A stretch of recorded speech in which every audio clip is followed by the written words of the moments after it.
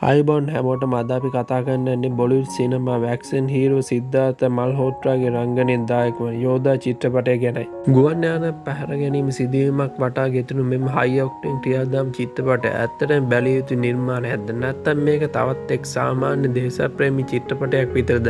අපි මේ ගැන විස්තරාත්මකව කතා කරමු. වීඩියෝ එක අවසානයේ දක්වාම බලන්න. ඉතින් මෙම චිත්‍රපටයේ කතාව ගෙතී ඇත්තේ යෝධා නැමැති විශේෂ සේවා කාර්ය සාධක බලකායේ නිලධාරියෙකු වන අරුන් කන්‍යාල් වටාය.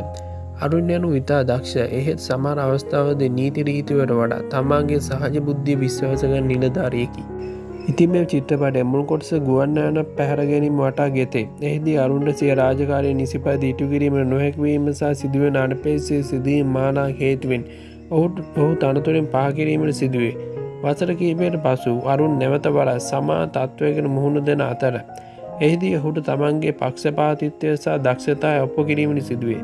කතාවේ ප්‍රධාන හරය වන්නේ අරුන් කත්තයාල් නැමැති මෙම සෙබලා තම රටට එල්ලවන තර්ජනය වළක්වා ගැනීමට දරන උත්සාහයයි. ඉතින් මේ චිත්‍රපටයේ රංගනය දෙස බැලූ විට සිද්ධාර්ථ මල්හෝත්‍රා ශේර්ෂා චිත්‍රපටයෙන් පසු නැවත වරක් නිලැඳමින් සැරසී තිරයට පැමිණිය. ඔහු කායික යෝග්‍යතාවය සහ තීරණාත්මක දර්ශනවලදී ඔහු දක්වන රංගනය මගින් චිත්‍රපටයේ යම් ජීවයක් එක් කරයි. රාසි කන්නා සහ දීසා පටානි තම චරිතය සඳහා උපරිම සාධාරණයක් ඉටු කිරීමට උත්සාහ කළ චිත්‍රපටයේ පිටපත නිසා ඔවුන්ට සිය රංගන පරාසය විදා දැක්වෙන ලැබී ඇති අවස්ථාව සීමිතයි. ඉතින් මෙම යෝධා චිත්‍රපටයේ ප්‍රධානම ආකර්ෂණය වන්නේ එහි ඇති ක්‍රියාදාම දර්ශනයි. විශේෂයෙන් ගුවන් යානයක් තුළ සිදු කරන සටන් ජවනිකාව තාක්ෂණික වශයෙන් උසස් මට්ටමක නිර්මාණය කර ඇත. පියාසර කරන යානයක එල්ලෙන අරුන්ගේ දර්ශන සහ යානය පාලනය කර ගැනීම දරන උත්සාහයන් ප්‍රේක්ෂකයන් කුතුහලයෙන් තබා ගැනීමට සමත් වේ. ඉතින් අවසාන වශයෙන් යෝධා යනු මනස වේසක් බැලිය හැකි චිත්‍රපටයකට වඩා නිවාඩු දිනයකදී සැහැල්ලුවෙන් නැරඹිය හැකි චිත්‍රපටයකි.